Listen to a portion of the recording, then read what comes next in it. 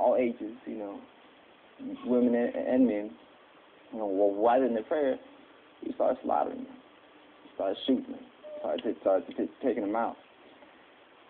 And then after that, I remember we did their bodies, we would burn their bodies just like it was something like they did to us. And we would hang their bodies from the rafters in the mosque.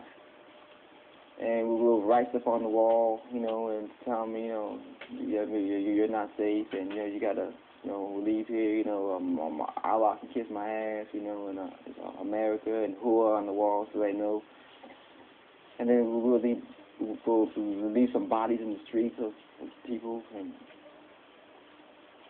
it was just, after a while, it was just sickening, to think that I take part in that, that my country turned me into this very same thing we're trying to fight against. They now that I look back at it, we are the terrorists. We're the ones terrorizing the country, a whole nation of people that did nothing wrong to us. Iraq had nothing to do with the 9/11 attacks, and I didn't know that then, but I know it now. And it's just, I feel, the death of my battle buddies, my suffering, and death of all the soldiers over there, it was for crap. It was for lies. It's hard for me to live with, It's hard for me. That's why I talk out.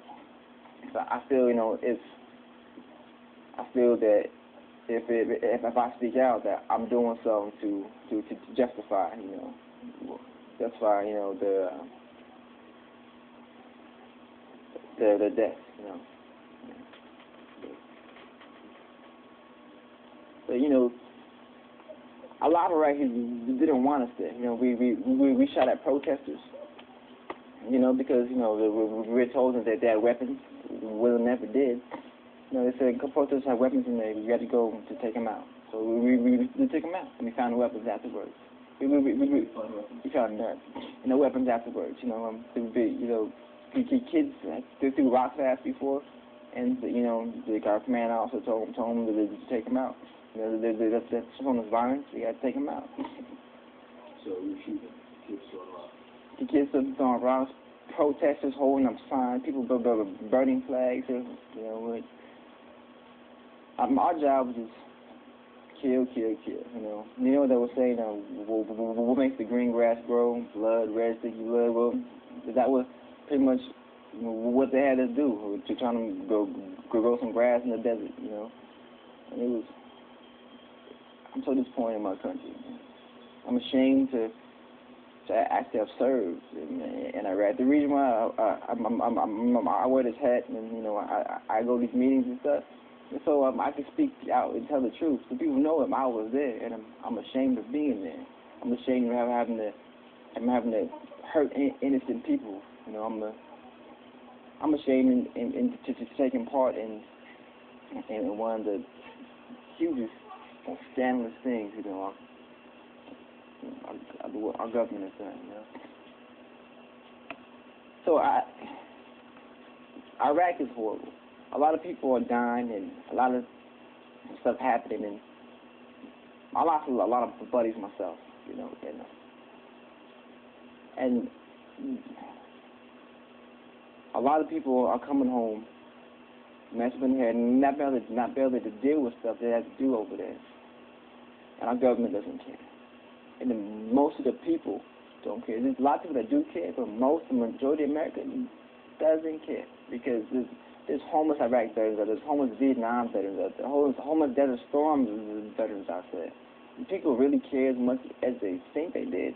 They say they did. They'll get on the ball, and make a difference. They will stop the killing, because everybody that's for the war, they're supporting all the dying over there, all the loss of life.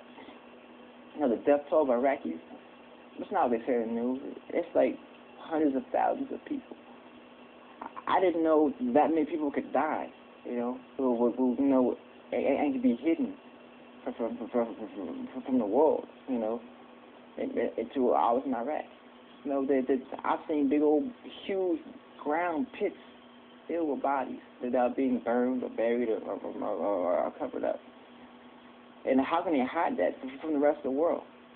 You know, how can they hide all them deaths, all them innocent people? You know, it's like mass genocide on us, you know. Our country has become terrorist. That's why people hate us. And I love my country, man. I would die for my country any day, you know. But I won't die for president. I won't die for our government. If I have to fight again, man, it'd be to take that asshole out of office. I'm tired of Iraq. I'm tired of turning on the news and seeing, you know, all these deaths, seeing all these people and feeling bad because I took part in that. I remember this one time over there, man. There was you know, this family. It was after we raided the house, and you know, we didn't see them at first. And this lady, she was holding her kids. The 3 kids, they were holding them. They're young, you know, like. Well, one was like, I think about a year old, a little bit older than my own son, you know, and a couple were like maybe 5 or maybe 7, I don't know, but they weren't that old at all. And he was holding them, and she had blood on her hands. One of her children were hurt, and she was sitting there, and I saw her first, and she was begging me, you know, begging me to save her, you know, to save her and to save the kids, but I didn't, you know. I wanted to be. I killed her, you know, because that's what I had to do, and now a day goes by, I don't regret that.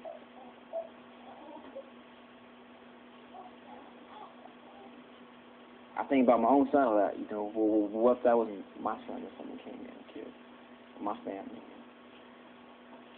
Iraq is horrible. What we're doing over there is wrong. I can't say it enough.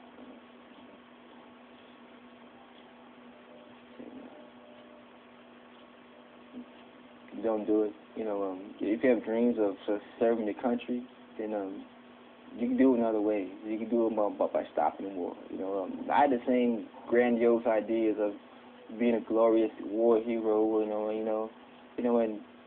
And you know, like I modeled myself a lot after the Vietnam guys, man, because I was like, man, they were like hardcore out there. Then when I actually, a lot of Vietnam people would tell me, you know, the war is not what you think it is. You don't go out, but I didn't listen, man. You know, once you go out there and experience it for yourself, you realize, you know, the people were right. It's horrible, and nobody needs to be subjected to that.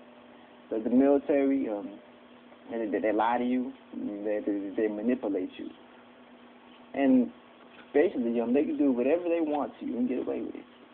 You know, the government